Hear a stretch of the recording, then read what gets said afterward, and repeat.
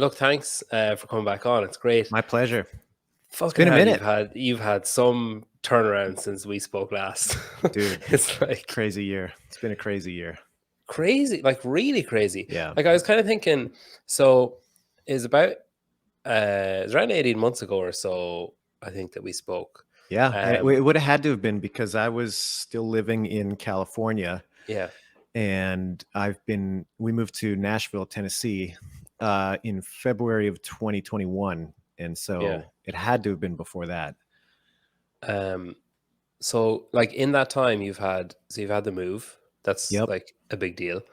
Um, you've had like the games. You've Let had me, I'll give you the rundown. We moved across the country to a small apartment, and then we moved 6 months later into a house. We moved my wife's parents here.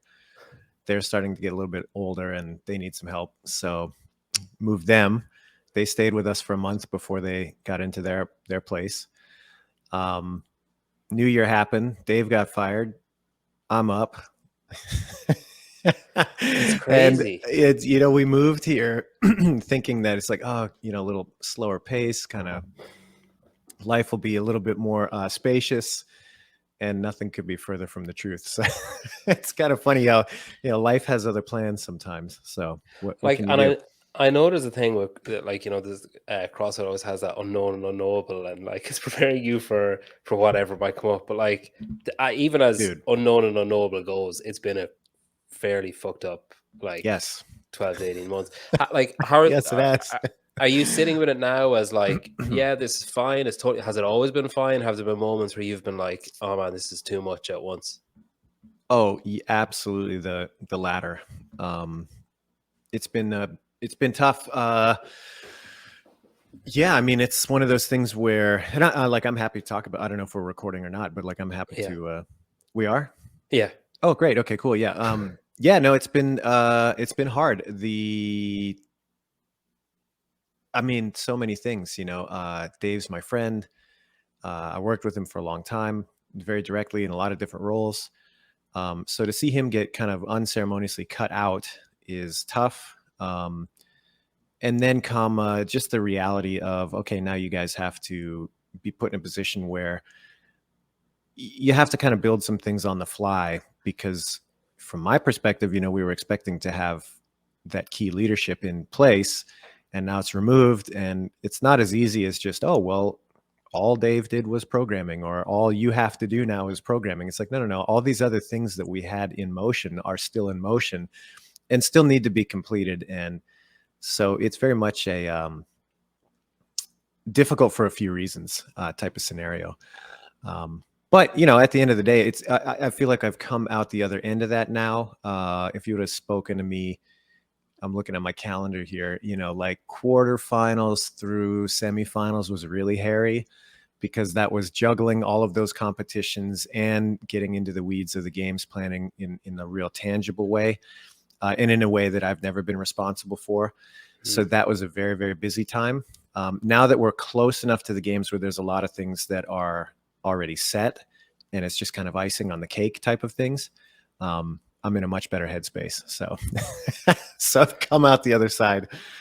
And obviously, like, so you were like Dave's right hand man essentially for like years when it came to the game. So you obviously knew like what went into it and how hard he worked and like everything that was done. And you were part of the team that supported what he was doing and helped him do what he was doing and stuff.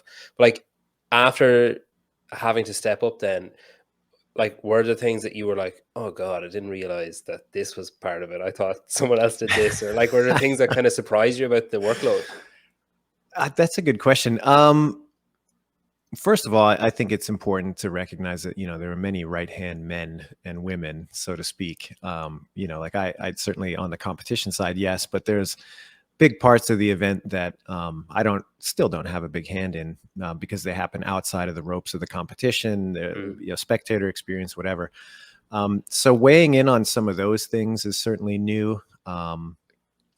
That's a little bit unexpected, the bandwidth to be able to do that sort of thing. And I don't think I have as much a hand in it as Dave used to for those particular aspects. But But I guess it's no surprise, but just the way that everything plays off of everything else makes it really complicated. You know, I think people are pretty reductionist in their view of big events. They look at it through the lens of what's most compelling to them. So, for example, they'll look at the individual competition and they'll say, oh, workout A was really great.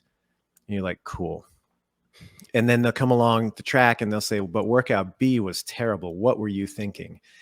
And they won't see the 18 decisions that went into making workout B what it is, how it fits in overall, how it affects other things over the course of the weekend, how it affects material things like being able to build rigs and equipment that support what it is that you want to do, you know, and certainly as a spectator and a fan, you shouldn't have to worry about that stuff. So that's in fairness, you know, it's not really their job. But just being confronted with the full force of how much everything impacts everything else is one of those things that, you know, you think you're prepared for it, and then you're like, oh, wow, this is really complicated. And not in a bad way. You know, that's the job. That's what we're here to do. But it is a lot. Was there any part of you when Dave was fired that was like, okay, well, I'll go too? Or was there any was there? Oh yeah, for sure. Yeah. And why? Like, was there something compelling? Was it like did you feel a responsibility to the event? Did you feel like, or how did you end up not going? There was a couple of things that had to fall into place, you know, some things for some of the team and the staff that had to be taken care of, some things for myself that needed to be taken care of. And, you know, just some boundaries that had to be drawn as far as like, okay, if I'm going to continue in this role, here's what my expectation is. And if these things can't be met, then, you know, like this is not worth it to me. And so it was a difficult period. I think anybody who's gone through, you know, change a role, change of leadership, you know, new job, new circumstance in life, like it's not always clean, and it takes a little bit to sort that out. And so it did take a lot of self-reflection to figure out, like, what do I need to be able to do this in a way that I'm going to be okay with it. And, you know, thankfully at the end of the day, we could get there. But yeah, I mean, there was definitely some early days when that news broke and things were still pretty up in the air as far as what's going to happen next. There was definitely no guarantee that I was going to be sticking around for the rest of the season. So, yeah. And you know, this is the first time that I think in a public forum, I've talked about that. Yeah. Well, I bring out the best in people. That's all that's happening there. I hope so. You, because like it's definitely something I can picture struggling with, because obviously like there's a friendship, there's a camaraderie, there's a, you know, like a loyalty and pardon the pun, but I suppose an affiliation to someone that like you've worked with for a long time. And then, but there's also the aspect of like, is it a bit of a poison chalice? Like, is it like that must have weighed heavy on you of like, whoever takes this over is going to be shit, like in a lot of people's minds, no matter what they do, because it's not him. And then in other people's minds, it's like, oh, great, like it's someone new. Don't care how bad it is. I just want someone new.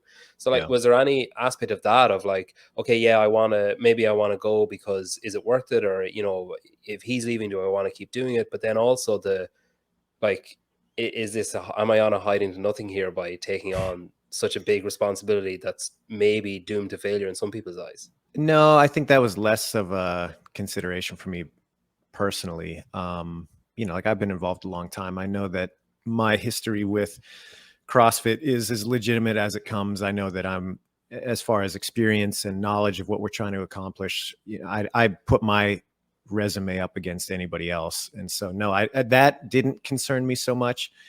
And look, to be honest, if you've worked for CrossFit or been around CrossFit for a long time and you're scared of a little controversy, it's like, dude, you're in the wrong spot. Like, you know, this is not, we did not get here by being this diminutive, oh, well, I guess we'll just kowtow to what the mean people are saying on the internet. You know, no, that's not who we are and where we've been. So that wasn't as much of a concern. So there's kind of two factors there. Like, obviously, you know, a sense of loyalty to Dave was a factor. And then the second factor was just, there's been some rough years in the past couple of years. And the question is like, hey man, this is going to be a bumpy ride. Do I want to sign up for another really bumpy ride? You know, like how many of those do I have left in me? I don't know. How bumpy is this ride going to be? Maybe I should take a look at the roadmap before I determine whether or not I want that bumpy ride. And so those two factors, I think, were the most heavy on my mind. That whether or not people were going to accept me in a new position was less so. I was like, that's neither here nor there, because you can't control what people think. Yeah. And if that's the game that you're trying to play, I think you just setting yourself up for failure. Is there from your experience of working on the games team in previous years and then your experience of this year, obviously when there's an element of a clean slate, I guess there's an opportunity for change, Sure. and there's an opportunity for, systems to change, and who does what to change and stuff. Have you noticed a change in, I don't use the word interference, but like in more kind of, all the words I'm thinking of are negative. I'm thinking of interference, meddling. I can't think of a positive word to use, but like more, is there more hands in the pot than in previous years, you think? Is there people sensing a bit of a like, oh, well, previously maybe we didn't have as much input as we'd like, and now we have an opportunity? Have you noticed anything like that? Not to a degree that's negative. Like the team's pretty cohesive. I was going to say coherent. They're that too, but and that's the other thing about the games team in particular, and I would say CrossFit broadly, is as a company, many of the people that have been around working these roles have been there for a long time. They understand who's doing what and in what way. And that doesn't mean that we're married into any particular system. And like to your point, yeah, you have a shakeup like this, and it does open the door for new ways of doing things, and that can be healthy. So no, I don't think that we've had that kind of I don't know, like I guess in the negative sense, I can see this, like kind of what you're reaching for is like, has there been like a power grab type situation? And the answer is no. Yeah. Is it easier, or has it made it more palatable that there's, I guess, two front-facing figureheads for the games, and it's not, because I suppose previously, if you had just like stepped into where Dave was, say 3 years ago, it would have all of the focus would have been on you, and all of the pressure would have been on you to speak or not speak. To Maybe. has it made it easier now that it's like that Justin's there and he has his responsibilities and his roles, and he can take, maybe you can both take some of the pressure off each other in that kind of respect? Yeah, I mean, I think a lot of that is a product of who Dave is. Dave's not going to shy away from being forefront, and his figurehead role, like he's good at that, and I think he'll continue to be good at that with this new affiliate role.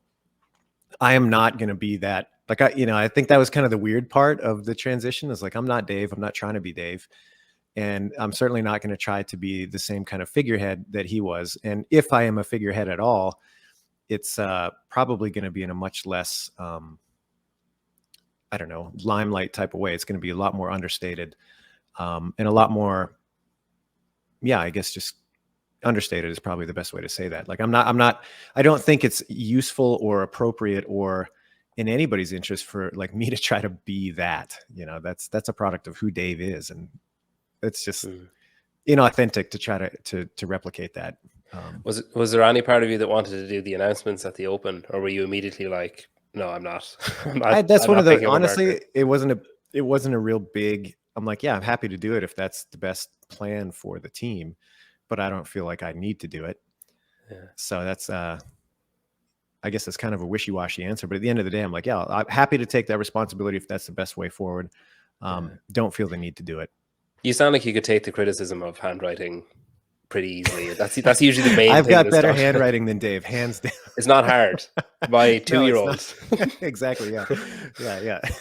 Way better handwriting. That's Yeah, it's like illegible at least.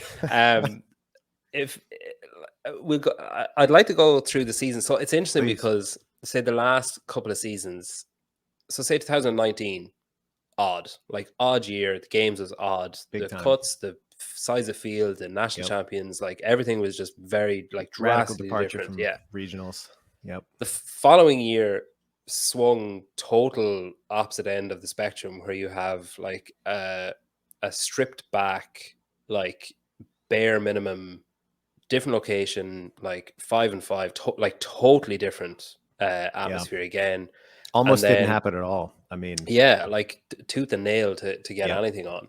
And then and I think I spoke to you before that. But I think you anyway, might be right. I think yeah, the last time we chatted was between, I want to say it was definitely between the Open and the games, but certainly before the games yeah. in But anyway, 2020. I spoke to Dave after that, and I'll say to Yeah. you as well that the team that managed to get that on deserve a serious amount of gratitude, because I fucking loved Thanks. that, and it would have Right been on. crushing. It would have been an extra nail in the year of 2020 to be like, oh, cool, there's no games. It's just like Yeah. at least there was one little like We felt week the on the same side of way. it. And hey, man, you know, credit to Dave for pushing for it, Mm, because it looked pretty bleak for a while there. As yeah, far no, as that's like, man, great. can we pull off anything? Is this even possible? And you know, it was through his strength of conviction and vision, and then the rest of the team buying into it, that said, yeah, we can do this. And it would have been very easy to just roll over and say, Mm, you know what, it's a little bit too much this year. Everybody else is just going to wait it out. We should wait it out too. And in hindsight, I'm so glad that we didn't, because that really was a special event. I don't know that I want to do it again that way for a few reasons, but it was awesome that we were able to do it. And the stage one of that in particular was quite a feat. You know, we were pretty ambitious, both in the time scale that we had to put everything together and get people to where they needed to be. You know, we sent one judge to every single qualifier. mm, So that was 30 men, 30 women around the world that we sent somebody to. They had very strict guidelines as far as equipment. They had to weigh every piece of equipment. It had to be up to spec. They had to start their athletes at specific times, and this is time zone dependent around the world. So what that meant for our competition team back at the time in Scotts Valley was that we had a 24-hour rolling competition. And, you know, quite literally, we had people on shift that would be watching and supporting the Slack communication that we had, and you know, verifying scores as they're coming in and helping troubleshoot any issues that popped up, and they would get relieved at odd times of the night. And we ran that 24-hour competition cycle through that weekend, or 4 or 5 day stretch, or whatever it was. So that was something that not only was it challenging to do, it had never been done that way, and there was no dress rehearsal.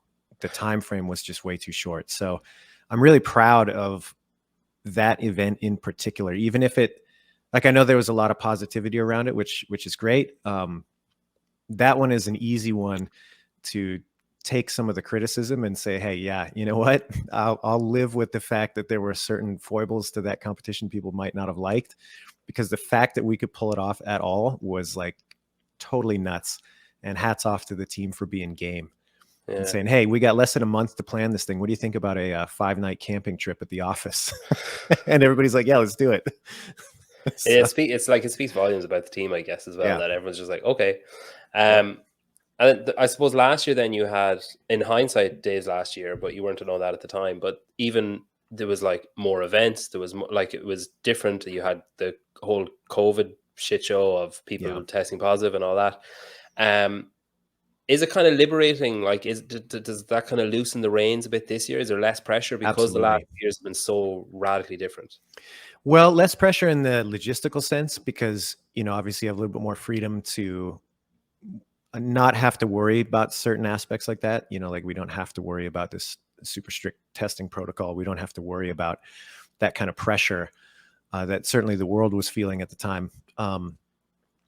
However, I think it does add pressure in other ways, because it's like, okay, now that you're free of those constraints, like, you better knock it out of the park. It better be awesome. Yeah. You know what I mean? At least internally, it's like, hey, man, you got no excuse.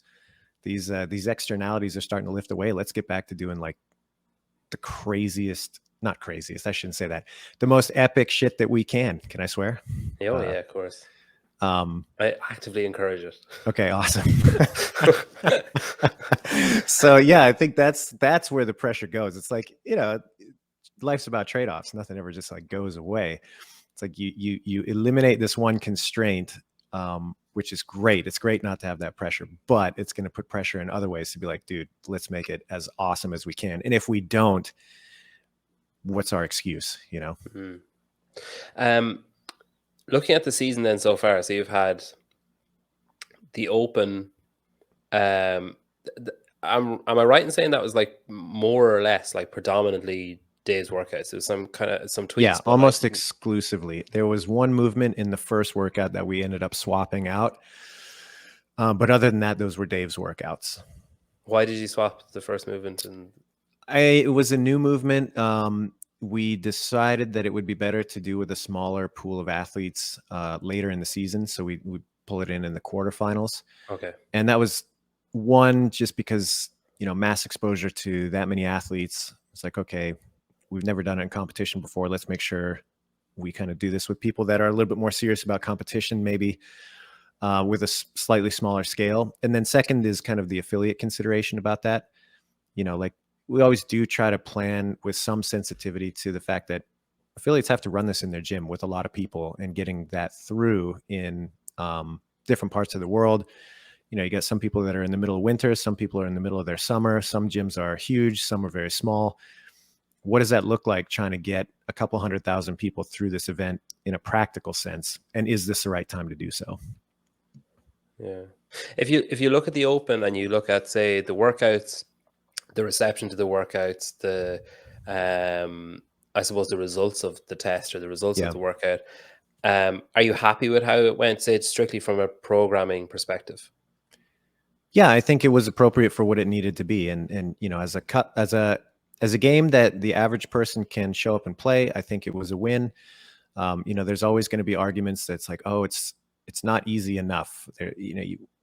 There's always going to be somebody that says, oh, it was too much for me. Okay, fair enough. But overall, I think it was pretty accessible for the large majority of people that wanted to play, which is always great. And then on the other end of it, I think it provided enough of a challenge that you could separate the top 10% that want to move on and be serious about it.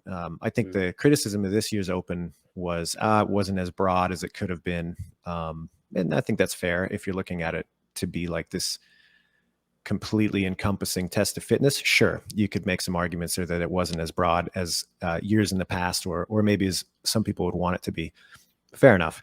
Are you But kind of handcuffed a bit by the 3 weeks, do you think? I don't think so. I think No. that take a look at the last chance qualifier, for example. Now, obviously you're playing with a different field of athletes who are really, really exceptional, but they had one 2-day test with 4 workouts in it, and I think it was a pretty broad test. So no, I don't think 3 weeks is a big hamstringer, especially given the nature of what the modern Open needs to be. And again, in my opinion, I think that's something that we need to do a better job of educating people on, is like, okay, what's the philosophy of the Open in 2023 now? Like, does it need to be a games level test with that much breadth and depth and everything else? No, it doesn't. It needs to be broad enough that people feel like they get their hands on some things that they've been training over the past year. Broad enough that we get a lot of people excited to do it. Broad enough that we can get the cut line right for those that are going to advance and, take the sport aspect to that next level. Another, I guess, maybe not a criticism, but I suppose like some shit blowing in HQ's way from the Open was Where was none of that this year? What are you talking about? say during the Open, I suppose, was the leaks, like the workout, Yeah.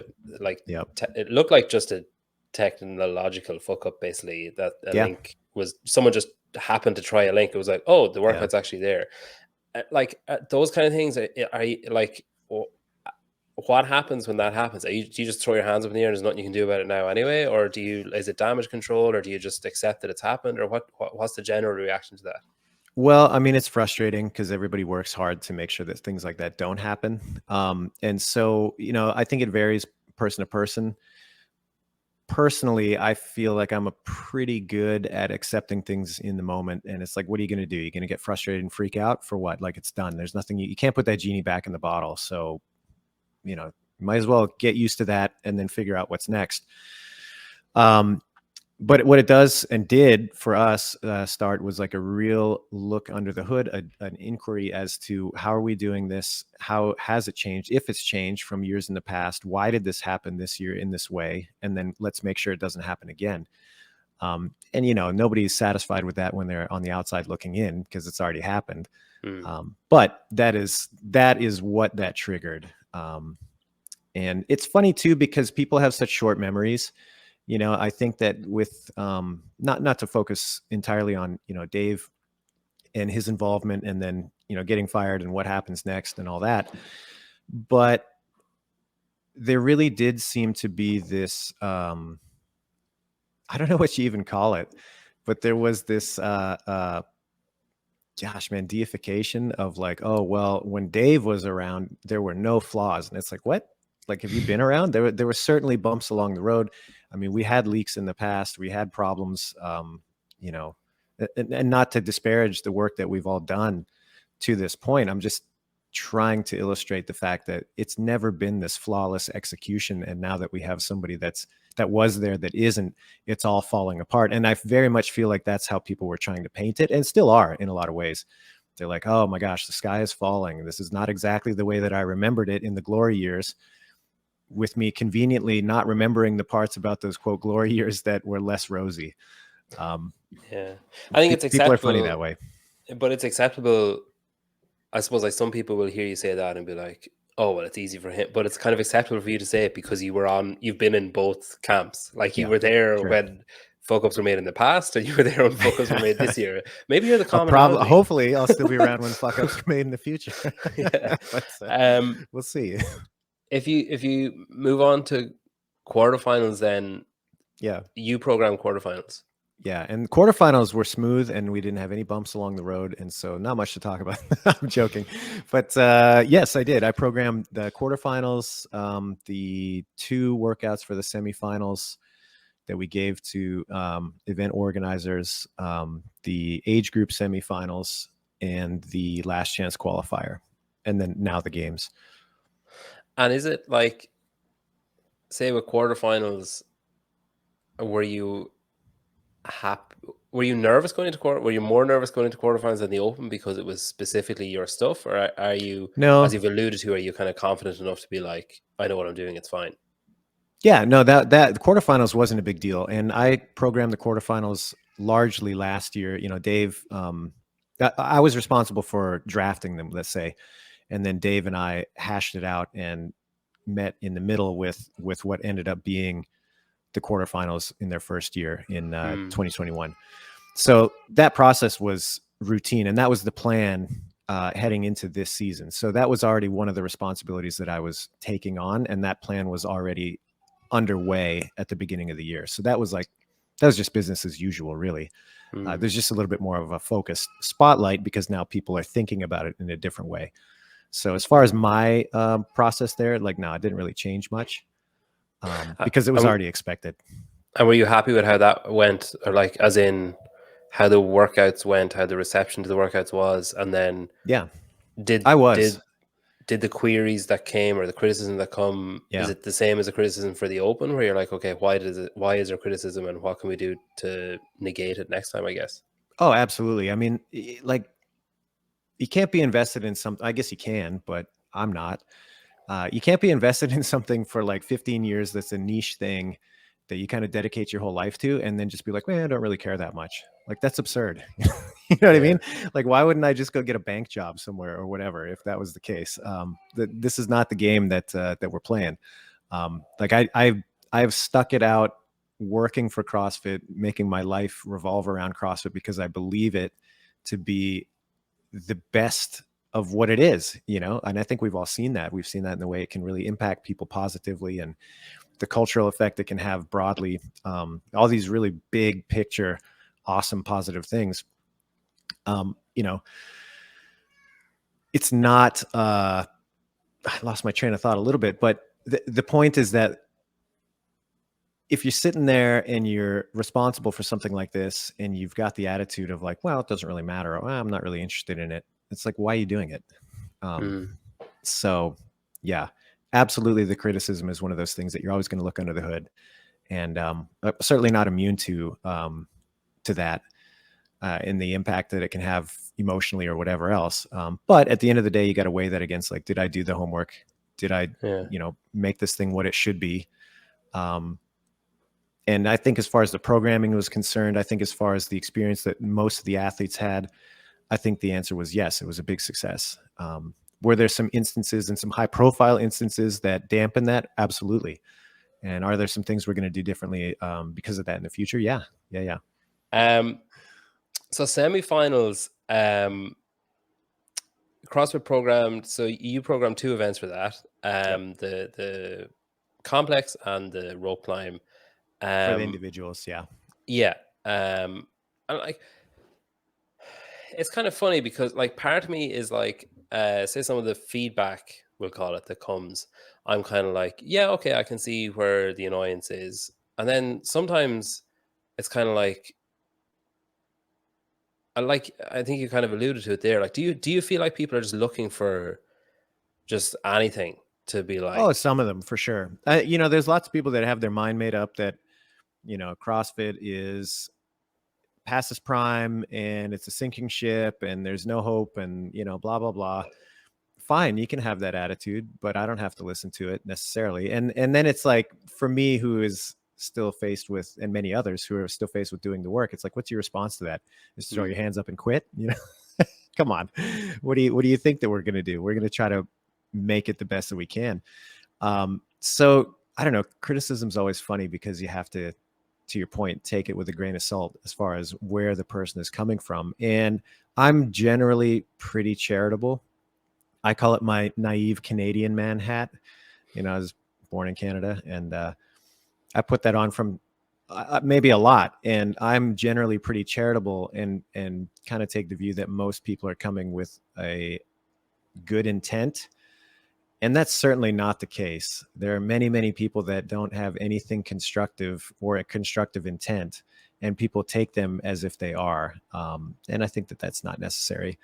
But on the other end of that, let's talk programming specifically, because I'm rambling a little bit. But programming specifically, there's always going to be people that have strong opinions. And that's great, in my opinion, because it means that, like so many other sports, people are invested enough to care. And at the end of the day, I think there's many bad ways to program, but most of them are not as dire as people make it out to be. And most of it does not revolve around their particular preference that they're usually so fired up about. There's a pretty broad strike zone for programming to be appropriate. So sometimes I think people get a little bit carried away when they look at things that maybe are their pet interests and they're not reflected, and therefore it's a bad program or a bad test or whatever. And I'm okay with that. That's fine. And because I know that, I heard that the semi-final events, an event organizer were given, like, say, bumpers of, like, yes, for the other events. Yep. So I assume the obvious bumpers were, the workout we're giving you has rope climbs in it, don't program rope climbs, like those kind of obvious ones. But like, when you look at the other events, what other bumpers? So we'll assume they're given bumpers of, you need this many workouts, you need to, were they told, like, you need to have one long form, one like, how specific did pretty the bumpers much get? Yeah, what you just said is pretty close. So it was general. Well, let me back up and say that the challenge is that it needed to be general enough that people did not feel that they were hamstrung as far as what they could add to their own events, as far as the unique program that they wanted to bring to it, et cetera. You don't want to chop people's creativity off. But on the other end, you need to make sure that somebody qualifying out of North America in the Granite Games, for example, is not faced with such a radically different test as somebody in Lowlands, for example, that people could look at that and be like, man, this person got in because they have a niche skill set and not because they are the fittest. So that's the balancing act. How do you not take away from the creativity of these event organizers that are super passionate about what they're doing, while still maintaining the integrity of the test across regions? So it was a pretty broad, in my opinion, a pretty broad range of criteria that we gave them. And it was basic timeframes, types of movements that we thought we would like to see, suggestions on loading and the challenge around the loading that should be appropriate at this level, things like that. And then within that, there was a lot of freedom for those guys to come back with their programming and for us to take a look at it. And did you veto any? Like, was there much like, oh no, you can't do that? There was a few. Yeah, there was a few. And then, more often than the vetoing outright, because at that level, most people have a pretty good sense of what they're doing. So there wasn't as much, like, oh, this just can't fly. But there's definitely a lot of tweaking and, hey, I think this could be a little bit, there would be a better expression of what you're trying to go for here if you adjusted these reps a little bit or adjusted these loads or whatever. The last round's qualifiers then, and the age group, from what I saw anyway, got a very positive reaction workout wise, as in everyone seemed like largely, especially the age groups one, everyone was thrilled with the programming there. There's some of my favorites. Well, not everybody. There was definitely, we challenged the age groupers a lot this year, and there were some pretty fiery age group competitors that we heard from via email and through our support channels that were like, wait a minute, legless rope climbs for everyone? Are you sure? Wait a minute, everybody uses the heavier wall ball? Are you sure? And it's like, yes, this is not a typo. You guys are ready for it. Let's do it. So there was some strong feelings on those movements in particular. But yeah, I agree. Overall, I think it was pretty well received. And personally, the age groupers all season long had some of my favorites from start to finish. So there's some fun ones in there. We talked about criticism there, and we talked about like, I suppose, outside criticism, and there's like been a sort of a like a flourish or a burst of like media and I suppose like outlets around the sport. So you've got like, there's like, I suppose, independent podcasts. There's like people who do videos, there's people who do vlogs, there's people who do like written articles. Then you have people like, say, Chalk Up, who are, mainstay, or like even like, say, Talking Elite, or people who've been early adopters or whatever. Do you guys pay attention to what's being said or how it's being said, or is it a case of like, well, if we start listening to that, like, that's a rabbit hole that maybe we don't want to go down? Or like, I'm just curious how much of the stuff that's being said and who's saying it are you guys aware of? Aware of, I think, is fair to say that, yeah, we're aware of most of it. How much we pay attention, I think that's more person to person. And I mean, look, it's one of those things where there are only so many hours in the day, and it's a pretty busy job trying to manage the season at the best of times. Frankly, I just don't have time to be listening to hours and hours and hours of everybody with an opinion that has a microphone and is on the internet, and valid or otherwise. I think there's probably plenty of great things that I'm not privy to because of that. And there's probably plenty of things that aren't really worth my time that I'm not privy to either. So it's a double-edged sword. But at the end of the day, it's just a question of how much time do you have, and what are you willing to dedicate to consuming this type of media versus the job that you have to do. So yeah, broadly aware of a lot of that stuff. And again, I think that the charitable view is, it's great that we have an ecosystem where people are invested enough and care enough to have strong opinions and try to get people rallying around them. I think that there's certainly some elements there that are maybe less, the good intention isn't there, and people shouldn't be deluded into thinking that there's any constructive element to some of it. And that's all. And that's fine. If that's what entertains you and that's what you want to, fill your mind with, then great, go for it. But don't delude yourself into thinking that there's like some greater constructive element. Who are you talking about there? It sounds like you're talking about someone specific. I'm not talking about anybody specific, and I don't want to stir things up. I mean, I think people listening be like, oh, he's talking about Hiller. It's like, no, not particularly. But, there's, like I said, I think there's a range of outlets, range of opinions. You, the listener, have to determine whether or not this is something that's actually making things better and interesting to you, or if this is more sports entertainment or whatever. And I'm not going to make that decision for anybody. That's up to them. And I certainly don't think that, people should be restricted from having those strong opinions, whatever they happen to be. That's fine. Go for it. You mentioned Hiller there, and I know like that, say around the age group and the semifinals and the quarterfinals, there was a lot of he put out a lot of videos about, like, say, scoring inputs and updating the scoring, and how some people missed out from quarterfinals to semifinals because of I guess perceived delays in altering for penalties and adjusting for penalties and that kind of stuff, or for, say, there was a lot of queries around the shuttle run distance Sure. and how that affected people above and below and stuff. Is it like, when criticism like that is leveled, are you kind of like, yeah, fair enough, like similar to the stage one, where you're kind of like, yeah, okay, like we did make mistakes, or do you push back? Do you, like, because I know one of the main criticism, I guess, that I've heard around CrossFit is, I guess, the lack of communication, which does seem to be improving, and there does seem to be efforts Yeah. being made, but I guess it is, and it can be frustrating when, say, something like the shut run thing, when nothing, I guess, concrete comes. And I know there's been press conferences, Yeah. or media meetings and stuff, which, like, I've never been invited to, but that's fine. But like, when those, it's hard, I suppose, to, I can understand how people find it hard to watch that and come away from it thinking, well, that answered everything, because Sure. it does come across as like, uh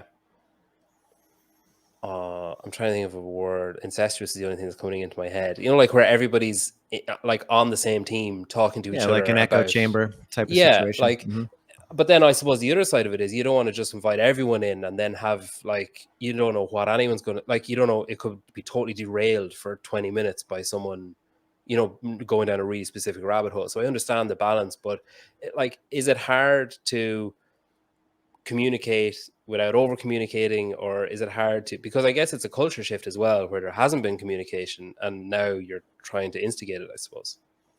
Yeah, it is interesting to watch it unfold, because we're more forward facing with everything than we ever have been, as far as the competition and how to play and what the rules are, and what resources are available to athletes. Like, even just a couple of years ago, that there was radically less available to athletes. And so on the one hand, it's like, yeah, of course there's still need to improve that. On the other hand, sometimes you look at it and you're like, hey, how far is this expectation, given that there have been big improvements? And maybe that's one of those things, again, where you can't expect more than a short-term memory from people, especially if you're considering new people coming into the sport. They don't know any different. That's fine. But I do think it's important to take strong criticism and look at it objectively and say, okay, is this something that we need to adopt? Is this something that is genuinely causing the level of problem that is claimed? And then you got to figure it out, and you got to do your homework. And that's certainly what we have done this season. Like, those, when allegations and strong allegations are made, it's not like you're just going to dismiss them and say, we're not going to look into it. That never happens. What does happen is we take a look and say, okay, did we do what we could? How much confidence do we have in what has already transpired? Do we need to go back and reopen this investigation? What has to happen next? Those are all questions that are always on the table. And again, it's I don't even know what to say. It's like, sometimes I look at people and I'm like, man, you just have very little understanding of working with other people. It's like, it's very easy to have a hard criticism that you put out onto the internet. Great, good for you.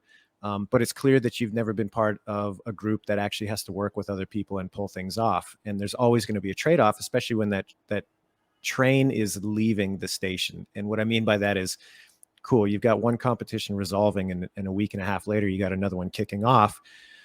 You have a small team to do that. What is the cost benefit of digging into something that somebody said on the internet with a lot of emphasis, versus we need to prep for this next step and we've got to cut ties and keep moving? So there's always considerations like that people just aren't, there'll never be full transparency of that, because there cannot be, for the same reason that whatever just transpired with you and the situation that you had there with your children. I don't need to know the details of that. I told you And it's, anyway. I know, but what I'm saying is that like, but it's not helpful for me Yeah. to know like precisely the steps you took to get there. I just need to know that like the outcome was acceptable, and if it wasn't, that there's a way to move forward, and that's it. And I think people, I don't know, they lose sight of that sometimes. It's interesting what people say they want versus what they actually want. Do you know what I mean? Does that make sense? Yeah, no, it does. I think, yeah, it does make sense. I feel like I'm not articulating this well, and I feel like honestly, I feel like this last stretch is one of those things that there's going to be a lot of people that No, well, it's a take minefield this though. and It's about like I think you are handling it well, because there's booby traps around every corner if you yeah, say the wrong sure, thing, or what's perceived to be the wrong thing, I guess. yeah, Like you talk about cutting ties and moving on, and the cost benefit analysis. Like say the people who I mean, you can see after quarterfinals, like, oh, that guy probably should have been at semifinals had those other scores been adjusted. Whatever. Like, do you contact those people and say anything, or is it left of like just they just have to accept it and move on, or do you say like, look, cost benefit analysis, like we have to move on? no, we're not going to contact people and say, hey, coulda, shoulda, woulda. Hmm. No, I don't think there's a lot of utility in that. And I like being, where are we now? Middle of July, and thinking back to a circumstance that happened 4 or 5 competitions ago in April. Like I don't recall the circumstances enough, but I reject the idea that there was this widespread lack of people that should have been present at the next stage of competition that weren't. I don't think that's true. There may have been an outlier case, but this was not like a prevalent thing. This is not a big concern from our team. Yeah. And again, that's another one of those things that like, it's easy to paint the picture of like, oh, you blew it and these guys definitely deserve their spot. And you're like, well, hold on a second. You don't have full access to all the information, and you're making a very bold claim. And then when that claim doesn't come to fruition the way that, or the outcome doesn't come to fruition the way that you shouting about it demand that it should happen, now we're the bad guy. And you know what I mean? Even if the diligence was totally clear and open at that point, that would not be acceptable to a certain contingency of people, because they've already made their mind up because somebody was loud and they had a path that was laid out that was not followed, even if that path wasn't logical. The last few weeks, we've had a lot of people popping for drug use. Yeah. When that happens, are you like, is it just like, oh, give me a fucking break? Like, is it just like, yeah, absolutely, man, nobody wants to deal with that. And I say that not in the sense that, oh, I wish I didn't have to. That's the job. yeah, But it's like, man, it sucks all the way around. You don't want people to doubt the legitimacy of the people that are at the high level of the sport, and people popping for drug tests always brings that back to the forefront. It sucks for the athletes that I believe there's a certain contingency of that were not aware that they were taking supplements that were tainted, or other circumstances that were, I won't say outside their control, because they certainly were inside their control, but maybe not planned by them, let's say. yeah. It sucks for them. It sucks for their teammates. It sucks for the people around them. And it's unfair to the athletes that rightfully should have progressed, that didn't get that moment in the sun on the competition field, didn't get recognized in person, and now have to scramble to make arrangements to be part of the big show that they should have been a part of to begin with. So yeah, it's tough, man. It's one of those things where you're like, king for a day. I wish that was a non-factor, but it's the reality of a sport. Does it, like, do you think that it undermines it, or does it legitimize it? For like, are these good question, are these drugs showing up the result of heightened testing, or of new people coming in who are like doing that play dumb thing that would have flown, like, yeah, back in the early days when it was like, oh, I didn't realize. yeah. Is it does it further legitimize it for people who, like, when you see Vellner, fingers crossed, Yep. standing on the podium in August, and you say, well, he's clearly clean because so Yeah. many people have been caught that now it legitimizes everybody who has made it this far. I would like to think so, and I think there's many people that share that view, but I also think there's many people that say, oh, there's a lot of people that are coming back positive this season. They just haven't caught the rest of them. Yeah. But again, that I think, to your point, It's a flawed argument. absolutely, and certainly not one that I believe. Yeah. I'm on the other end of it, where I'm like, yeah, this does legitimize things. But I do think there's a strong contingent out there that they've made their mind up already about the nature of the sport, and this just further cements that, which is unfortunate. But to answer your question, kind of prior to that, why such a rash this year? And I'll speculate, and I don't have the answer, but I think it is. Well, first of all, we can throw out the idea that it's because of some radically different approach to our testing. That's not the case. This is relatively similar to the way that we've conducted tests in the past. Year to year, we try to increase the total number of athletes that we test, but the program itself has not changed radically. So that's kind of a non-factor, which leads me to believe that I think what we're seeing right now is an influx in, like you said, newer athletes, and particularly team athletes who may be a little less discerning about what they choose to ingest, and a little bit less understanding of the real consequence of making a mistake along the way. The team athletes, I think they're still kind of in this, even the higher level ones, there's still kind of like this high amateur feel to what they're doing. Whereas if you look at the top athletes on the men's side and the women's side, they're very much taking it as seriously as any other professional in any other sport.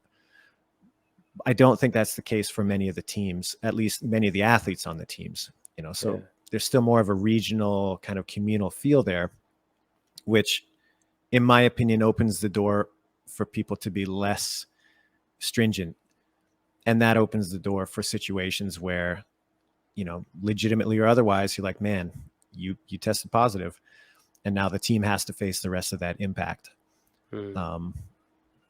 So if I had to speculate, I think the team athletes need to step up in that regard and say, hey, if I want to engage in this as a sport at this level, I have to take it every bit as seriously as the top dogs that I'm looking to. And that's just one of those things where it's an uncomfortable next step, but we're seeing it this year where it's got to happen. Is there any plans that you know of or anything to change the testing, like to start, like to use WADA or to change how you do things, or how the systems that are in place? Or is this confirmation that the system is working and there's no need to change? Yeah, I think it's confirmation that the system is pretty good that we have. And like all things that we do at the end of the season, we do a real retrospective and we say, all right, what can we do next season? What's appropriate? How do we expand in a way that makes sense? But yeah, to me, this is an indicator that what we have is a pretty good foundation to continue building from as far as drug testing. I'm expecting a lot of, I'm not answering that from the next few questions, but we'll go for it anyway. Okay, sounds good. The games is programmed. Yes, it is. Everything's tied off. No last minute. You're not as we talk. I'm not going to say that. Maybe workout 3 should be like. Well, I'll say that we are probably 90% of the way there. Okay. And then there's always going to be, this is the nature of the games, is that there will always be some adjustments and refinements that are made when we get on site, when we do final rounds of testing, when we take a look at competing schedule demands for in-person experience, athlete experience, broadcast experience, equipment transitions, all that kind of stuff that you have to consider. So there'll always be a little bit of wiggle and refinement, but we're pretty close right now. No major changes from here on out. Is there going to be cuts? I cannot release that on your podcast. So I can't confirm or deny. I'll use the old spy line. Okay, yeah, that's fair. But what I can say is that this year we plan, probably be in the next couple of days actually, to release that information to athletes explicitly before they get to their competition. So all athletes Okay. are going to know, some of them might already be in Madison acclimating or whatever. So I can't say before they get there, but certainly well before their competition starts, before orientation, before check-in, all of that, they'll be well aware of what's expected from their division. Okay. Yeah. How many workouts is there going to be? Oh, come on. I can't say that. I know you A can't, lot. but I mean, if I don't ask, I'm a fucking idiot if I don't even try. Is there going to be any kind of teasers? Is there going to be any kind of Yes. like, okay, I actually how? just met with, we had a meeting today to start to finalize our schedule for some of that kind of lead up information. And so, yeah, there'll be some teasers coming out shortly. Have you got a favorite workout? Oh, of I've the got a game? couple. Okay, what makes them your favorite? Absolutely. I heard you talk about one that everyone can do. Yes, that's exciting. That one is going to be interesting. And I think that one's for the nerds. And I say that lovingly because I'm among those ranks. Yeah, well, you But said it to Chase, and he's in there as well. So yeah, fair, total nerd, king of the nerds. he's that weird jock nerd combo. Yeah, exactly. Yeah, he's like a rare nerd. He's Yeah, you like double XP for killing him. yeah. He's like that shiny silver card that you Yeah. rarely get. Yeah. But that is going to be a pretty cool look back because you'll be able to sift through the data a little bit and say, oh, there's some interesting stories that emerged. Check out this team athlete that was able to hold her own against the best women in the world, for example, or this age group athlete that would have been comparable to the bottom half of the men's field or something like that, Oh, so when you say everyone will do it, everyone will do it at the games. Yes. Okay, I thought you meant like me at home. Well, you could do that too, but I probably couldn't, but I no, appreciate you assuming I I bet could. you could. Well, that was the challenge when you create something. You're like, okay, how do you build something that is appropriate for a 65 plus woman Yeah, in the field and Tia Claire Toomey? yeah, It's a pretty big spread. So how do you tackle that? And that that's was a fun interesting. challenge. But yes, so What's the everybody will do it. second favorite that pops out? What can you tell us about that? Oh man, Saturday night is going to be epic. It's hard to say, without giving away details. That Saturday night is going to be a lot of fun. There's an event that I have wanted to do elements of that's not Saturday night for years that we're able to do this year. So that's really fun. That's a favorite. I don't know. It's hard to pick. In the age group divisions, this is really fun. They get to have their hands on a lot of the equipment that the individuals will experience. That's a little bit unique. So they get to play on that as well, which I really think is fun. So is that like, maybe not this specifically, but like cheese curds, like that kind of stuff? Well, so like every year we introduce some pieces of equipment that may be a little bit unique, etc. And so this year we're planning to do the same, and the age group categories will get to experience that as well. Okay, that's cool. Yeah. And hey, I just did one of the age group workouts the other day in my garage, and I beat the 65 plus time cap. So I was pretty excited about that. That's great. That's great. It was uncomfortably close, but I did it. So. Yeah, there's a couple of moments during it where you're like, "Uh-oh," but yeah, you in by the skin of your teeth. What will make you satisfied then? So, say on the 8th of August or whatever, is there something that you're thinking of specifically that will make you think that was a success? Yeah, I mean, there's a lot of different domains there.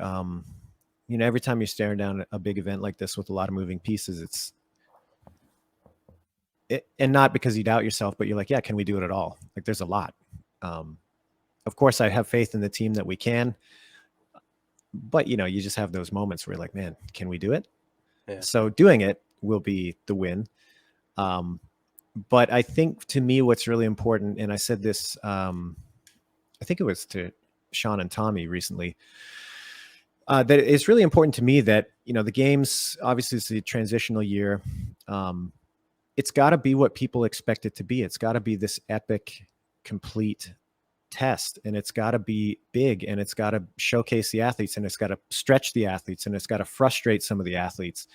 And it's got to be all of these things. And it's got to be inspirational to the community, and it's got to give people something to rally around, and it's got to inspire people to get back in the gym and say, hey, you know what? I could take my own fitness a little bit further, and I could be a little bit more diligent about my own lifestyle habits and things like that.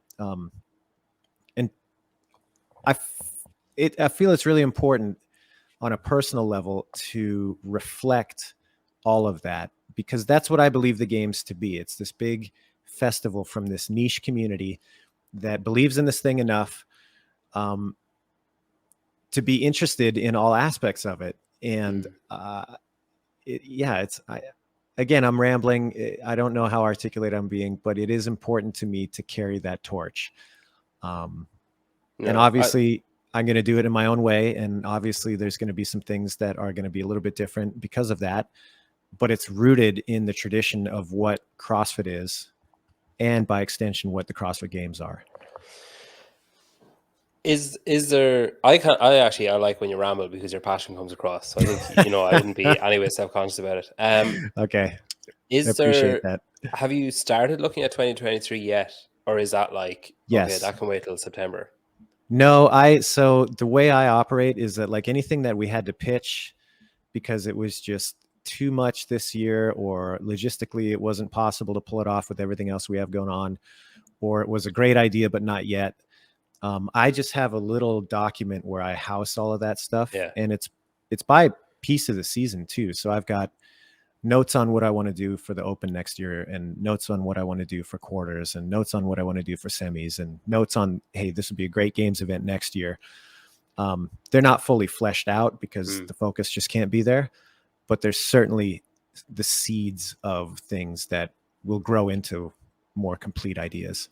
So are we working under the assumption then that 2023 and presumably beyond will have open quarters, semis, games, open quarters, semis, games for the foreseeable? I mean, there's going to be some details that change, but what we're hoping is that there should be a season that's relatively consistent that people can follow and that they can expect. There's enough dynamism within the events themselves that athletes and spectators shouldn't be guessing as to like what's happening when and how. So a little bit of predictability there is a good thing. And then last question, is there any truth to rumors that the games could move outside of the United States next year or the year after? It's unlikely. Again, it's one of those things where we're certainly going to be looking for the next home of the games. I don't know that it's time for that to be overseas yet, or at least overseas from the United States. I think if we're looking on a larger time scale, if we're looking at 5 years down the road, 10 years down the road, I think it's inevitable that we'll have at some point a home outside of the United States. I don't think that's going to happen in the near term. Okay. Pretty unlikely. That's disappointing. Yeah. Well, on a personal level, it's disappointing because flights to America aren't cheap. I hear you, man. Well, listen, thank you for coming on. Thank you for talking so candidly and for going through everything, and for being so patient when I went to deal with my kids. No problem. Best of luck with the rest of the season. I'm excited to see what comes out. I'm excited to see what workout you made it under the time cap for, and I'm excited to see what you think I'm capable of, that I can do the same workouts as people at the games. And yeah, just best of luck with everything. Let's talk again after the games, and let's see if you can pick out some of the things that were my favorite. Let's see what you think about the workout that everybody can do and whether or not you could actually do it. And I would love to continue that conversation after definitely after everything's revealed. I'm keen. We'll make it an annual sit down. That sounds great. Yeah, best of luck at everything, and enjoy your weekend. All right, man. Always a pleasure. See you soon. Thanks very much.